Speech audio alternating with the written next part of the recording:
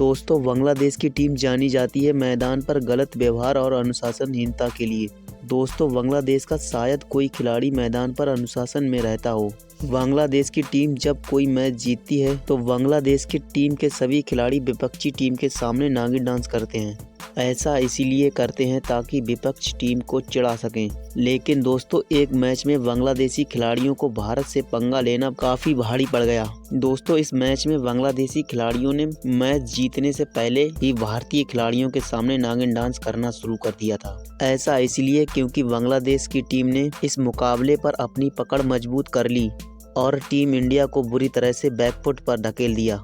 और इसके बाद बांग्लादेशी खिलाड़ी मैच जीतने से ही पहले सेलिब्रेशन के तौर पर नागिन डांस करना शुरू कर दिया। दोस्तों, बताएंगे इस वीडियो में आगे कि कैसे भारत ने इन नागिनों का फन कुचला। तो बने रहिए हमारे साथ इस कमाल की वीडियो में। दोस्तों, 2018 में श्रीलंका ने अपने 17वें वर्ष के स्वतंत्रता समारोह को मनाने के लिए निदास ट्रॉफी का आयोजन किया। दोस्तों, ये कहानी शुरू होती है निदास ट्रॉफी के फाइनल मैच से, जहां श्रीलंका और बांग्लादेश का आमना सामना था और जीतने वाली टीम को फाइनल में भारत से भिड़ना था। इस रोमांचक मैच में बांग्लादेश ने न सिर्फ श्रीलंका को हराया बल्कि नागिन डांस करके उनके खिलाड़ी और फैंस का काफी मजाक उड़ाया था। और बांग्लादेश के कुछ खिलाड़ी तो श्रीलंकन खिलाड़ियों से उलझ भी गए।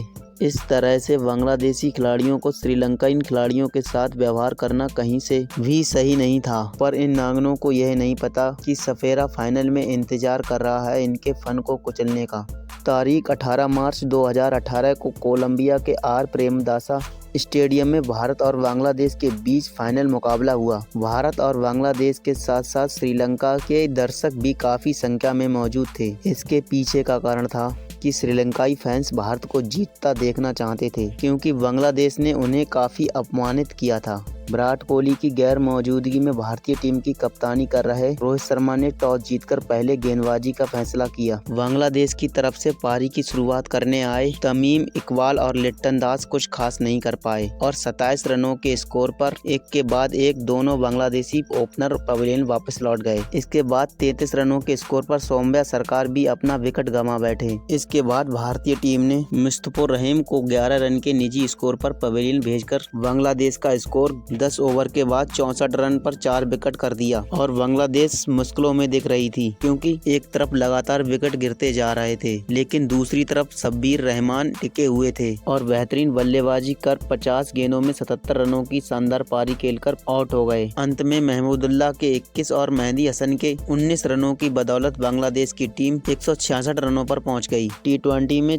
166 रनों का स्कोर भारतीय टीम के लिए कुछ बड़ा नहीं था। भारतीय टीम इस टारगेट को आसानी से चेज कर सकती थी, लेकिन बांग्लादेश भी बिना लड़े हार मानने वाला नहीं था। भारतीय टीम की तरफ से ओपनिंग करने आए कप्तान रोहित शर्मा और शिखर धवन ने पारी की आक्रामक शुरुआत की, लेकिन यह जोड़ी ज्यादा देर तक टिक नहीं सकी और तीसरे ओवर में नजमुल इस्लाम ने शिखर धवन को पवेलियन भेज दिया। लेकिन आउट करने के बाद शिखर धवन के सामने नजमुल इस्लाम नागिन डांस करने लगे, पर वो भूल गए कि यह भारत है जो अपनी तरफ उठने वाले हर फन को कुचलना जानता है। खैर, अगले ही ओवर में रोवेल ने रैना को शून्य पर आउट कर भारतीय टीम को एक और झटका दे दिया। इसके बाद सारी जिम्मेदारी कप्तान रोहित शर्मा के कंधों पर आ गई और अब ऐसे बल्लेबाज की जरूरत थी जो आक्रामक बल्लेबाजी कर दबाव को कम कर सके और भारतीय टीम को संकट से बाहर निकाल सके। तभी कप्तान का साथ देने आए KL राहुल ने आते ही आक्रामक बल्लेबाजी करनी शुरू कर दी। KL राहुल और कप्तान रोहित शर्मा ने बांग्लादेशी गेंदबाजों की जमकर धुनाई की और अभी अभी KL राहुल 24 के निजी स्कोर पर पहुंचे ही थे कि रोवेल ने KL राहुल को आउट कर भारत को तीसरा झटका दे दिया। राहुल के आउट होने के बाद भारत का स्कोर 83 रन पर 3 विकेट हो गया और अब यहां से भारत को जीतने के लिए 63 गेंदों पे 84 रनों की जरूरत थी। लक्ष्य आसान था क्योंकि क्रीज पर कप्तान रोहित शर्मा मौजूद थे, लेकिन उनका साथ देने आए मनीष पांडे काफी धीमे खेल रहे थे, जिससे दबाव रोहित शर्मा पर बढ़ता गया और यहां से रन गति को बढ़ाने के चक्कर में 56 के निजी स्कोर पर रोहित शर्मा ने अपना विकेट गंवा दिया और अब यहां से भारत को इस मैच को जीतने के लिए 40 गेंदों पर 69 रनों की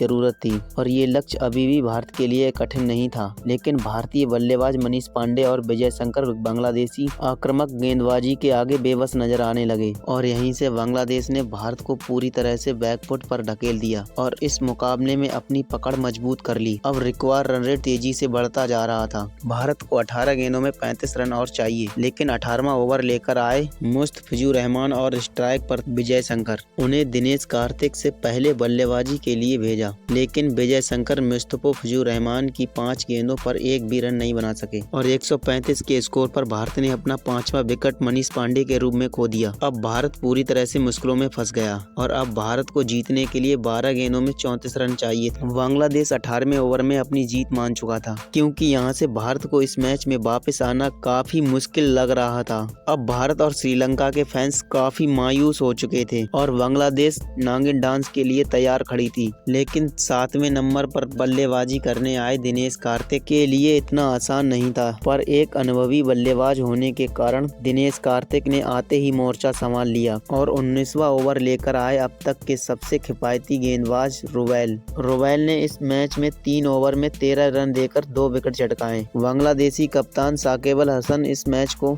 जल्द से जल्द खत्म कर जीत दर्ज करना चाहते थे, इसलिए अपने सबसे अनुभवी गेंदबाज रुबैल को गेंद सौंप दी। जैसे ही रुबैल ने पहली गेंद यॉर्कर डालने का प्रयास किया, लेकिन दिनेश कार्तिक ने उसे नो फुल टॉस में बदलकर सामने की तरफ छक्का जड़ दिया। अगली गेंद पर दिनेश कार्तिक ने मिड विकेट पर चौका लगा दिया। तीसरी गेंद पर कार्तिक ने फ्लिक कर एक छक्का और जड़ दिया। अब बांग्लादेश को कुछ समझ नहीं आ रहा कि दिनेश कार्तिक को कैसे रोका जाए, लेकिन अब दिनेश कार्तिक कहां रुकने वाले थे। भारतीय खेमे में खुशी की लहर छा गई और यहां से भारत की जीत की उम्मीद बढ़ गई। चौथी गेंद कार्तिक से डॉट हो गई और 5वीं गेंद पर कार्तिक ने भागकर 2 रन ले लिए। ओवर की आखिरी गेंद पर बांग्लादेश को लगा कि कार्तिक 1 रन लेकर स्ट्राइक अपने पास रखेंगे, इसीलिए थर्डमैन को सर्कल के अंदर रखा, लेकिन कार्तिक ने इस गेंद पर चौका जड़ दिया। रुबैल के इस ओवर में दिनेश कार्तिक ने 22 रन ठोक डाले और अब तक किफायती रहे रुबैल से हिसाब बराबर कर लिया। लेकिन मैच का असली रोमांच तो अब शुरू होता है, जब 20वां ओवर लेकर आए सौम्या सरकार ने ओवर की शुरुआत वाइड से की और यहां से भारत के लिए 1 रन मिल गया। अगली गेंद पर विजय शंकर पूरी तरह से बीट हो गए। ओवर की दूसरी गेंद पर विजय शंकर ने एक सिंगल रन निकाल लिया और स्ट्राइक दिनेश कार्तिक को दे दी,